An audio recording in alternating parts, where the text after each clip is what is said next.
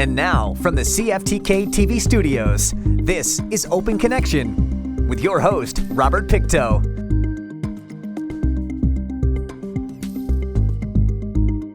Welcome to Open Connection. I'm your host, Robert Pictou. Our show today comes to you from the traditional and unceded territory of the Tsimshian people. Trades training usually takes from 1 to 5 years. Most apprenticeship programs take 4 years. The technical training takes place in a classroom or shop setting in a public institution such as a college or institute or an approved private training institution. On today's Open Connection, we'll open our archives to bring you this story from 2001. The future of employment for a company like Alcan is a bit uncertain these days. Gone are the days of people dropping out of high school and entering the workforce to work for the same company for 30 years. Generally, I think if you look out for the next 5 years, that what you see today may very well be around, barring any significant changes in things like weather and water and power. About 6.5 years ago, the 3 industries in Kitimat helped to develop the Kitimat Community Skills Center. It was intended to be an aid in directing potential employees in the right direction. Their mandate has since changed. So power engineering, we addressed that need. We addressed the need to upgrade people in workplace literacy and numeracy. We've also been looking at, over the past 6 years, upgrading and training in such areas, these human resources areas. The kind of worker that a company like Alcan is looking for today differs dramatically from the requirements years ago. There's a general transition to higher and higher levels of entry-level skills, numeracy, literacy, the ability to analyze data, to deal with data. That evolution has been going on for the last 5 or 10 years, and I expect that it will continue. I think we'll see more focus on people with technology degrees, technologist degrees, and obviously a continuing focus on trying to attract really good professional people into the area. So the problem plaguing both human resource managers and educators is how do you develop or find the right candidates for those jobs? I'm not aware that this exists in Kitimat. I don't think it does, but it's a pity, to be honest with you, that it doesn't exist. There's a real need for it. We spend a fair amount of time recruiting across Canada. We recruit fairly heavily in northern BC where we can find people. Certainly a number of our employees are local, Kitimat Terrace area. We try and have been growing our linkages into the BC universities and expanding that off into some of the colleges throughout the province, trying to make sure people understand that Kitimat and Alcan in particular is both a good place to come and work and a good company, an international company to come and work for. One area of particular concern is the field of trades. Tradespeople are needed across the country as much or more than engineers. 20 years ago there was a move away from trades and everybody had to be a technologist or a professional. Now I think a number of young people are seeing the trades as a very viable future, and the question will be, is there enough basic education and enough apprenticeship areas and enough companies engaging in apprenticeship building to generate the types of trades and opportunities that we're going to want as a province. According to one trades instructor at Northwest Community College, the trades are crucial to any province's economic success. Last year, Chad Muir from Terrace, he's won the Canadian Skills Competition, and he's been selected to represent Canada at the World Competition this September in Korea. And Team Canada is also sending their representatives to France, to France's national competition. So Chad will be traveling to France for their national competition as well. To address this shortfall, Alcan is working on a few approaches. Well, we participate in a number of provincial committees in and around trades, and we also have a joint committee with trades with our tradesmen, and we do run apprenticeships and have run apprenticeships from day one, as far as I can tell, and we'll continue to grow some apprenticeships locally. Although local post-secondary institutions are interested in links with industry and talks are underway, industry seems to be hesitating. And that can't be the college taking a best guess at it and doing, doing some response on its own. It really needs to be a partnership with the industry. But we have to put in processes by which that interaction can happen, and I think that's what we haven't done as good a job as we should, and we're looking at improving that in the future. I won't close that door because that may be one of the avenues we decide to take, but I have nothing on my plate today that says that we have an approach. We will work it's clear to envision much more interaction with the education systems to look at what can be done and what we should be doing and what they can do for us and what we can do for them. That will continue to escalate, but a specific handover to Northwest Community College and LCAN training program, would you please train that? We don't see that at this point. There are additional challenges facing industry. And so there is a real challenge both in our industry and I'm sure in the pulp industry and in all the other industries to how do you make sure that your employees are successfully capable of taking on new challenges. The workplace changes. How do you help them deal with that? So that will continue, and it's going to continue into the future. Whether or not industry will be able to cope with an influx of retirements will soon become known. Alcan, for one, has been working on their approach and their solutions for over a year now. We'll continue to drive down into making sure that our training programs are effective, that we understand that we have the capacity to deal with the changes that we see, that we've forecasted our workforce well, that we understand how many people are leaving, and that we have good recruiting processes to bring the right people in at the right time. Open Connection will be right back after these messages. And now, from the CFTK-TV studios, this is Open Connection with your host, Robert Pictou. Thank you for staying with us. With a simple blood test, doctors can check for rare genetic, hormone-related, and metabolic conditions that can cause serious health problems. Newborn screenings let doctors diagnose babies quickly and start treatments as soon as possible. Let us return to the archives with Miranda and Rick Jones. 1.5-year-old Jacob Jones was the first in British Columbia to be diagnosed with LCHAD, or long-chain 3-hydroxyacyl CoD deficiency. The disease makes it impossible for Jacob's body to process fats. Instead, once his body has dealt with its sugars, it skips fats and goes directly to breaking down muscle. Jacob's disease was not diagnosed until he was 4 months old. They actually didn't really come out and tell us it was LCHAD. They just said that your son's got a metabolic disorder and that we need to see him right away. And he needs to be on a special diet and some medications. And I thought, well, how hard can that be, Sounds doable, manageable. Following the diagnosis, Rick and Miranda Jones had to make some changes. We switched him onto a special formula, which is made up of fats that he can use. And because he was already sleeping through the night, we decided to do the option of feeding him at night by a nasogastric tube. So it's a tube that we put in through his nose and it goes in his stomach. And we feed him formula continuously through the night for as long as he sleeps, and then we take the tube out in the morning.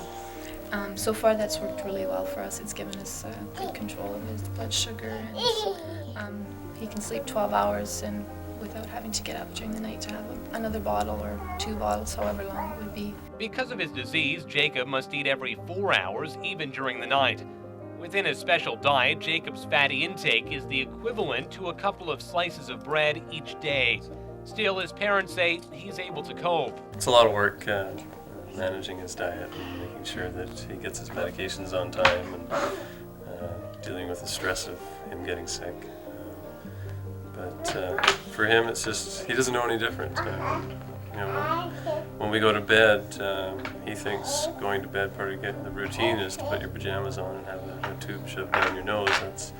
That's part of getting ready for bed. He doesn't like being held down for it, but once the tube's in, it doesn't bother him at all. Although Jacob handles everything pretty well, for Rick and Miranda, it's demanding. It's very demanding on us. We know that 1 out of 4 children that we have is going to have LCHAD, or is likely to have it.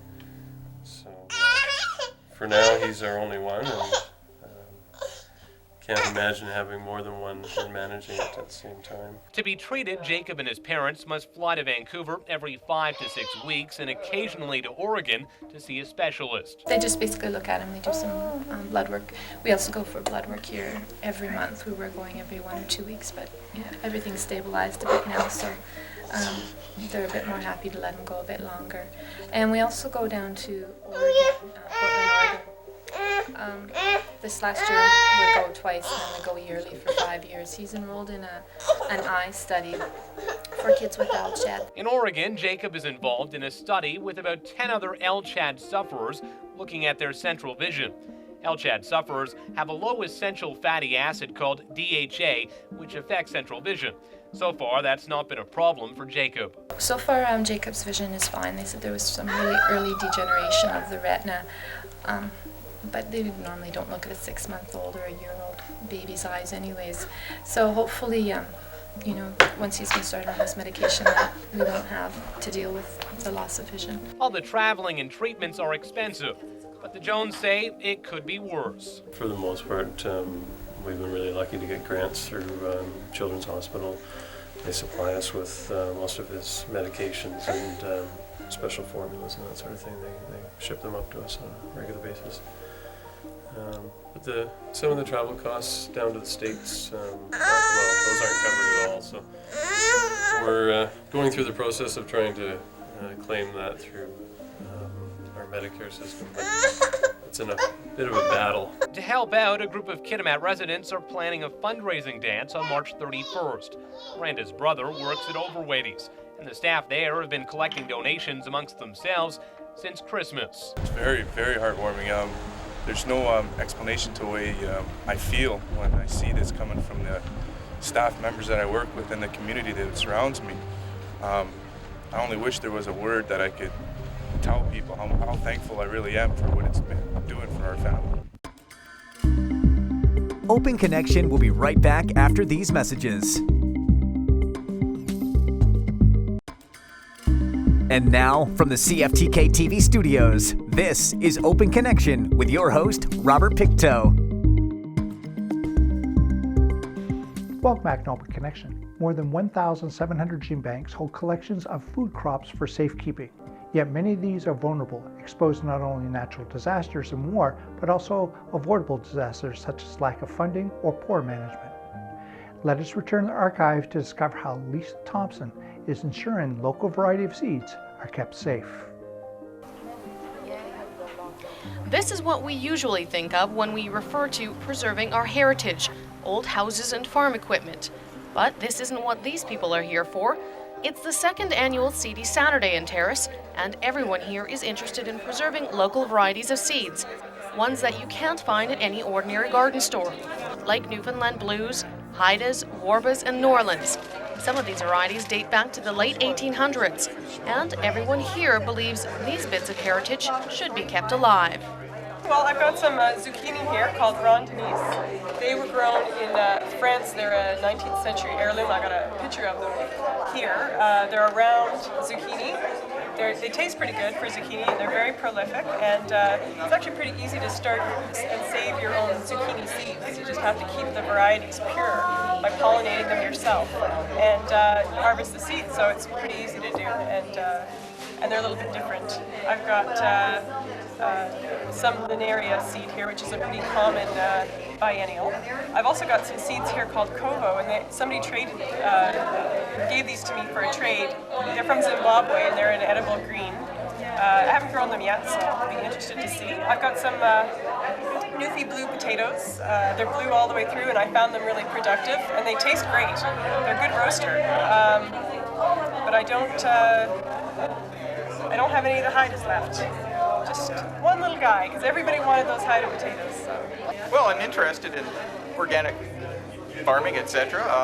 I like growing my own stuff, and I was interested in picking up something new and different for the garden, basically. And I got some caribou potatoes here to try out. And hey, something like I said, something new and different in the garden.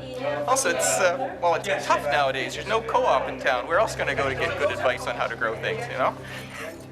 Because the interest in heritage varieties is growing. I think lots of people want to try different things, and also maybe to help to preserve them. Seedy Saturday is an annual event that occurs in communities across Canada.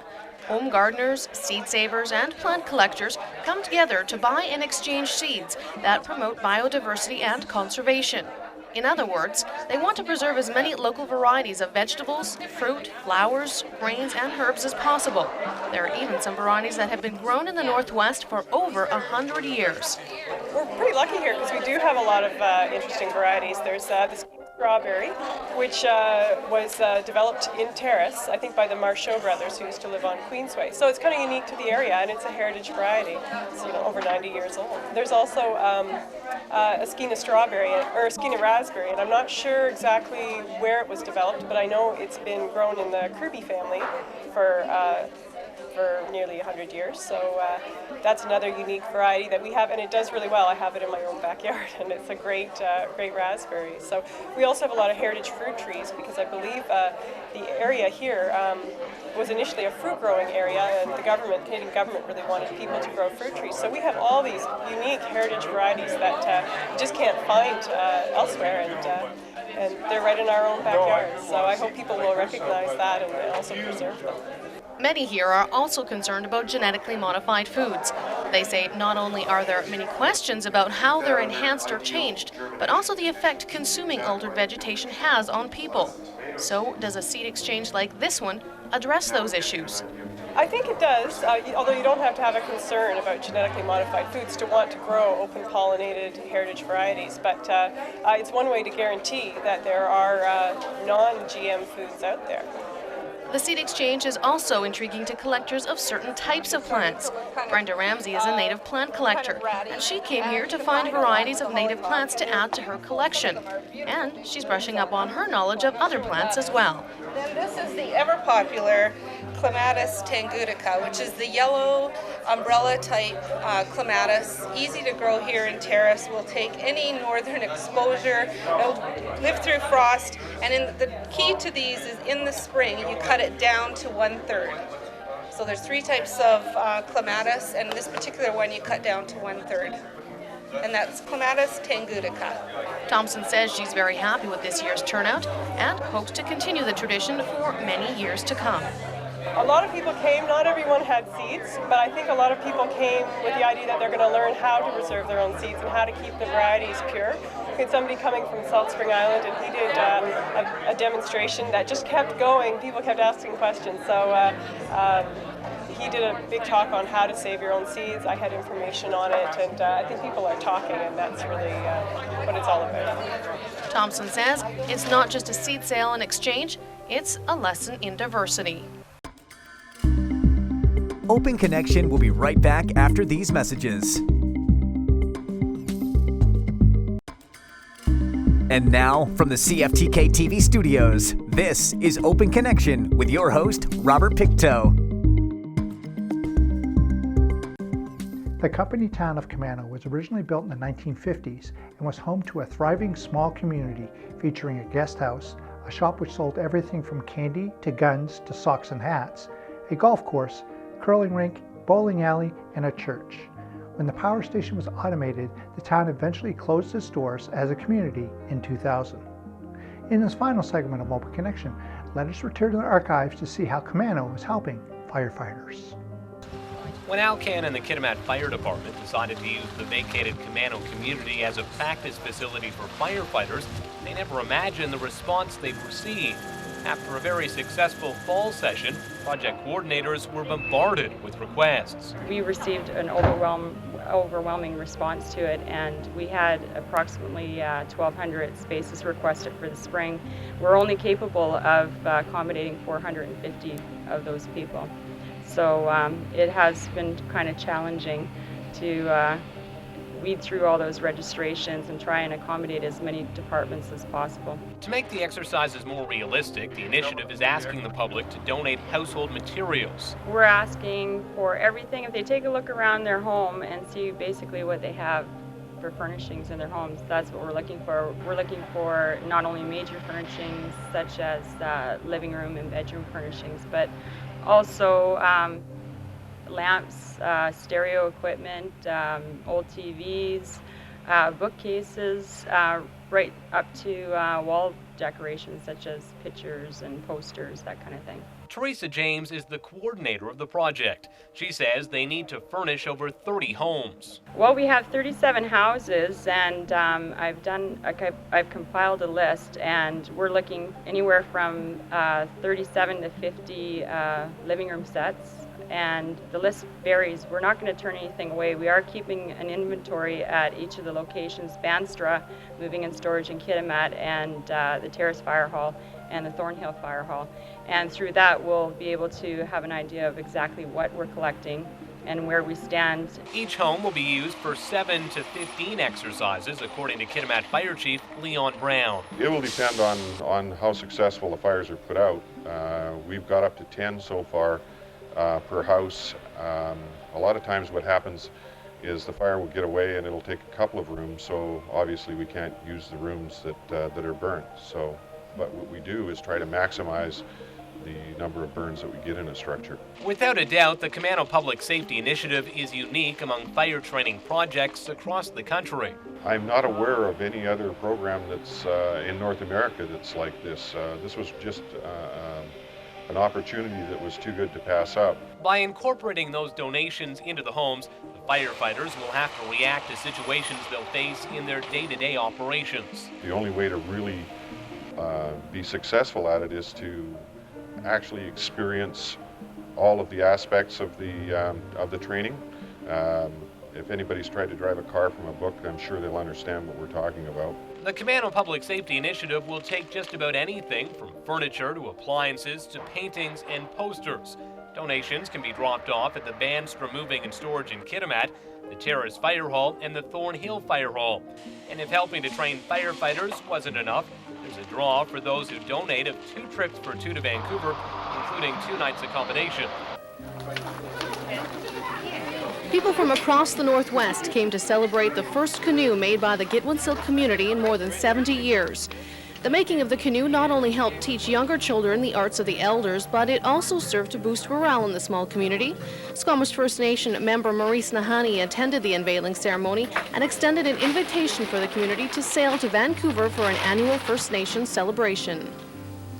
Each summer, a tribe on the Northwest Coast hosts an annual journey, and we'll travel by canoe and visit them, so the children will learn their traditions, their protocol, and visit places. The whole project, from conception to completion, was more than 7 years in the making, and the wood from the canoe came from a carefully chosen 500-year-old cedar tree. Nahani says the way the community prepares this canoe for travel is unique. The Northwest Coast natives are the only people to use steam to widen a canoe, and it also strengthens the wood. It'll give the shape to the canoe to allow it to travel over the ocean and handle waves, 5-foot waves, to travel over ocean swells and carry it along. Children and adults from the Gitwansil community are now preparing for their first ever journey to Vancouver by canoe. They hope to leave sometime in mid-July for the celebration in Vancouver at the end of the month that will include groups from as far away as Australia and Japan. Thank you for joining us for this episode of Open Connection. The greatest distance in the existence of man is not from here to there, but the connection from his mind and heart. If we can conquer that distance, we can soar like an eagle and realize our immensity within. I'm Robert Pictou.